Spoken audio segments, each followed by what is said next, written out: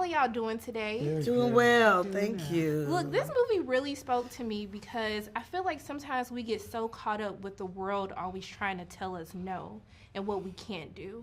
And so I really love seeing a journey of someone who was able to push past that. And so what I want to know for all of you is, how have you learned to overcome the word no? Ooh-wee. You know, it's interesting. I think for me, learning to overcome the word no, for me, in a lot of places, was actually saying no. You know, we find ourselves pulled in so many different ways and being called on in so many different ways. And you say yes to some things when another calling comes that's really where you should be. You're not available to be there for it. So I think the part of learning to overcome no was to say no. I like that. Yeah. Well, you got to be powerful to say no.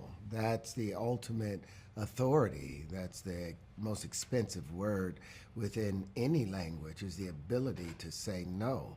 You have to recognize that you are free to say no. And to be free means to stand up against all. And there goes Shirley, you know, being told no, but her saying, no, that's not what we're going to do. This is what we're going to do. You're not the final authority over it. Right. How about you? And you're the reason behind the no. You know, like it starts off with your parents, you know, telling you no. And usually that's happening for protection and keeping you from doing something that's going to hurt you. But then when you start hearing the word no, because someone's trying to stop you from doing something or keep you from doing something that you should be doing or should be a part of, then it kind of changes a bit. So, no is not in the equation for me either. So I'm very channeled by Shirley. Yeah. Oh no, I was just thinking, I'm going off on a tangent, because yes is the words of a weak person. They have to surrender and say yes. They have to compromise and say yes. It is only the very powerful that can say no. It's hard.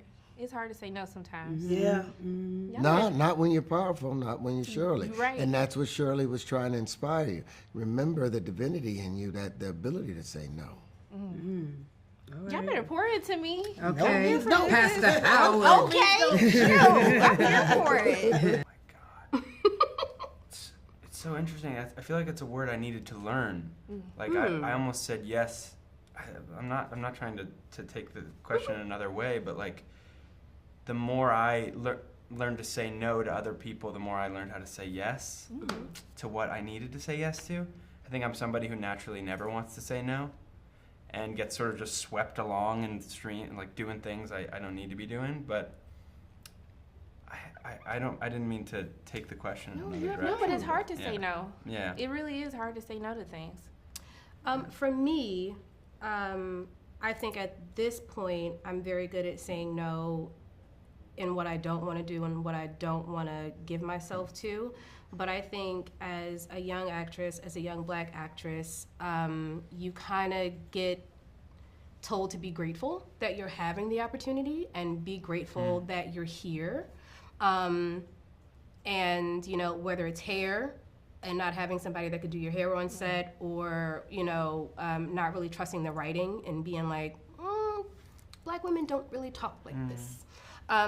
It's been a journey, but it is something that I think has made me a better person sitting here right now with the two of you. We're going to advocate for ourselves. I'm like, listen, I'm going to keep it We're real. going to say no. I'm here for it. But I mean, also too, I like that both your characters represent like the new generation, but like you have these people who are pouring into you, who are framing you to kind of be the person that you're ultimately going to become. So I want to know for both of you, like, who is that person, or who were those people that really poured into you to get you to this point? I think every experience, I think every conversation, I think, you know, when you talk about connectivity, everything leads up to this moment, right?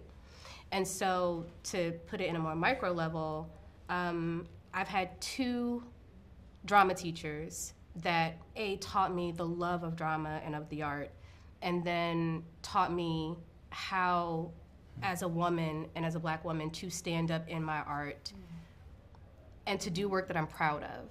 And so I'll talk about those two, and then, you know, Regina and Raina and everybody a part of this project. It's been one of the best projects that I've been a part of, whether it's Shirley or Barbara or Regina and Raina, or, you know, it's just all come to this moment. And so I'm really, really happy about that.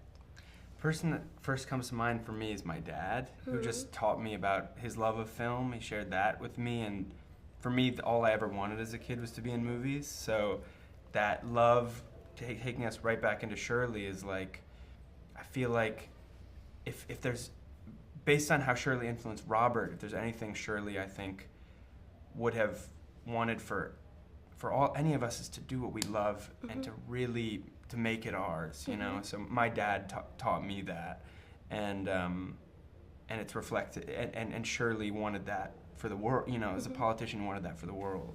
But are there roadblocks that you face? It's different to bring a character that was created to life, but you're portraying real people. So is there a roadblock that you had to overcome to really find yourself to connect to the character?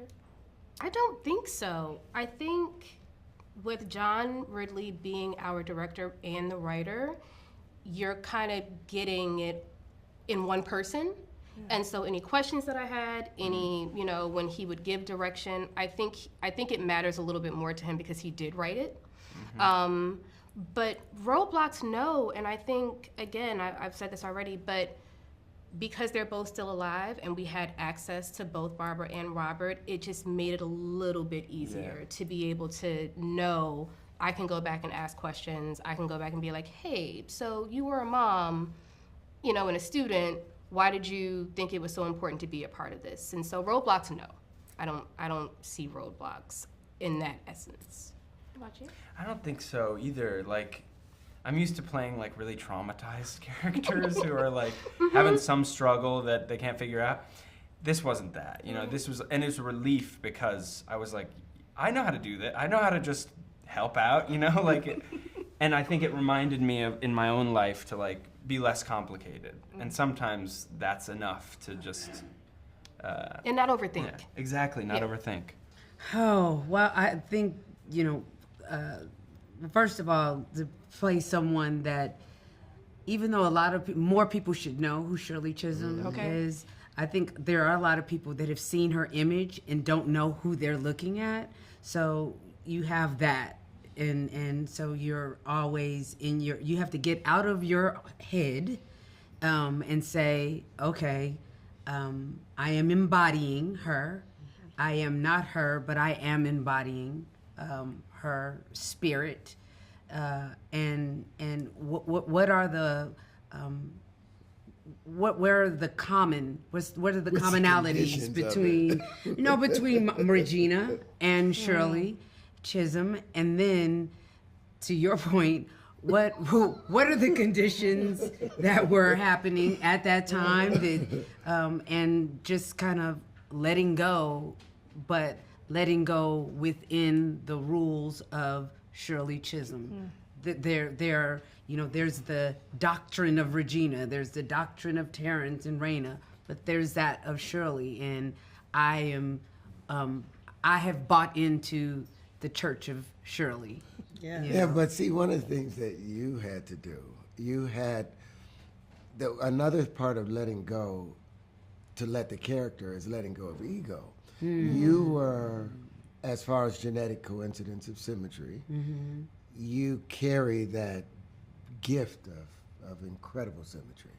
Shirley did not necessarily have that full gift of symmetry as the world sees it, as far as being, the beauty of that. So to take down one's beauty is a hard thing for an actor. We always want to get more beautiful for a character, but you became her, but then still became beautiful in her. That's something that's hard to do as an actor when you embody a character, to take a lower position, but that position raises you to a more higher and glorious brilliance. Because that's what Shirley felt about herself. Yeah. She identifies, you know what I mean? It's outside looking in, but Shirley for herself, that is how she saw herself. Yeah, definitely. Yeah, I was gonna say that there was never a moment that Shirley, from all of the research that we had done and audio, Marilyn Monroe didn't have. yeah, exactly. She never saw herself as anything but beautiful, and you know what? I would even take it a step further. I feel like Shirley Chisholm just naturally saw the beauty and strength in everyone. Like she was for the people, for her constituents, and She's a perfect reflection, that look of God, and maybe that's the thing that drew everyone to her, because yeah. they would see their better selves inside of her eyes, And finding out information when you're talking about someone who was a real person that existed, That when there's still not exists. enough that still exists, that there's not enough information. There had to be research. There aren't hundreds and hundreds and hundreds of books about Shirley.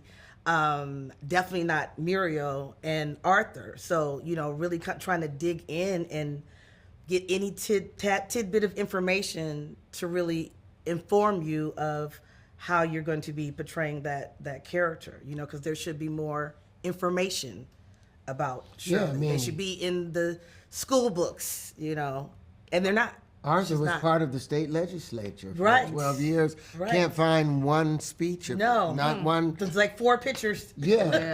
Of him. It's like, and this was somebody that was very active and prominent within the black community and them becoming organized towards this. So it's like, wow, there's this suppression of information in a sense regarding, people of color that has made significant contributions to our political agenda.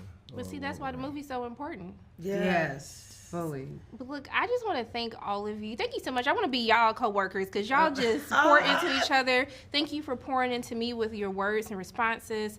I just want to thank you so much for taking time out of your day to speak with Thank me. you. I'm just sending nothing but love and light all your ways. I hope you have a that great is day. awesome. Thank you so And you much. got the memo, you got the color. Okay, we got the color scheme. Okay.